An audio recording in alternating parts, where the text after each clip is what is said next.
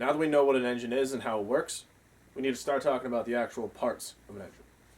We're going to start with this right here, the engine block. So this is the engine block.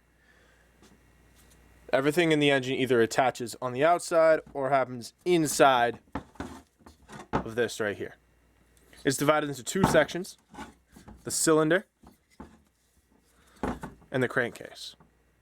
We're going to talk about the cylinder first. So this is the cylinder. This is where the piston lives, and this is where the air and fuel is mixed, compressed, and exploded.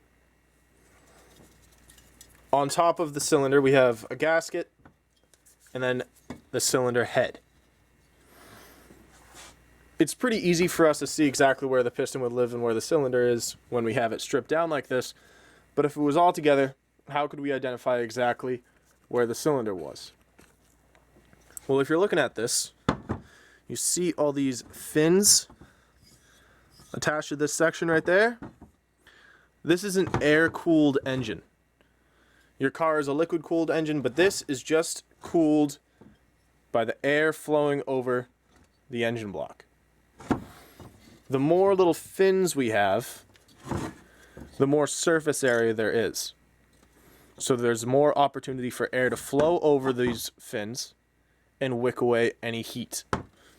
We want our engine to run smoothly, which means we don't want it to overheat. This is why when you're getting your lawnmower out for the summer, it's a good idea to check to see if there's any mouse nests or grass clippings left over from last year. You want to make sure that you can clean this and that all of these fins are open for air to travel right through. So remember, this is the cylinder head. There's a gasket, the head gasket, and then the cylinder. On the other half of the engine block is the crankcase. We call this the crankcase because the crankshaft lives in here. Also inside the crankshaft, we're going to have tappets, a camshaft, oil slinger, and the oil itself. To cover this side up, we also have another gasket.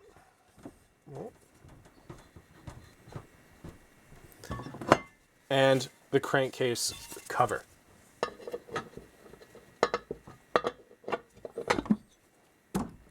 We call this a crankcase cover. Sometimes we also call it the mounting flange. In this case, for the lawnmower, it would mount like that, down. So this is where it would mount onto the body of the lawnmower. It would similarly be called a mounting flange on a snowblower engine. So this is the cover. Crankcase cover. Oh, come on. Another gasket. And then the actual crankcase.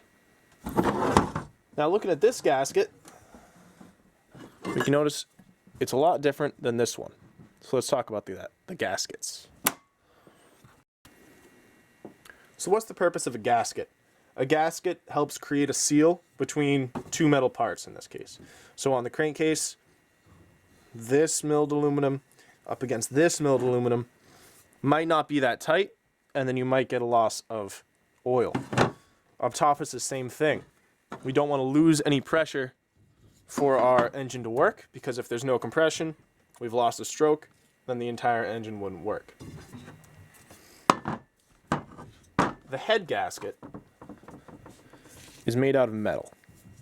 Now, why is this one made out of metal compared to the crankcase gasket, which is made out of paper? Up top, we're containing an explosion. We've got a piston coming up and exploding right up against the head, so we want to make sure that we don't lose any of that pressure. Also, we're creating an enormous amount of heat. So this is made out of metal. Down here in the crankcase, we've only got oil moving around. Just put this back on, make sure we're in frame. So we've got oil moving around, but no, and some heat, but there's no explosion happening down here. So paper is fine. And actually, as it gets soaked up with oil, you can see over here it's touched some oil before, it becomes like a sponge, and it makes an even better seal between the crankcase and the crankcase cover. So that's why on the crankcase we can use a paper gasket. And up top on the cylinder head, we use a metal gasket. So the engine block is where everything else lives. Everything is attached to the outside of it or is on the inside of it. Remember, we have the cylinder head, the head gasket made out of metal,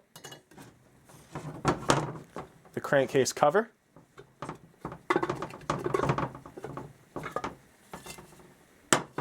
crankcase gasket. This one's made out of paper compared to the metal of the head gasket. And on the actual block, we have the crankcase and then the cylinder. We can tell it's a cylinder because it has the cooling fans, as is an air-cooled engine. Everything else is based off of this central hub. All right, so we're starting with this. Everything else gets attached to that.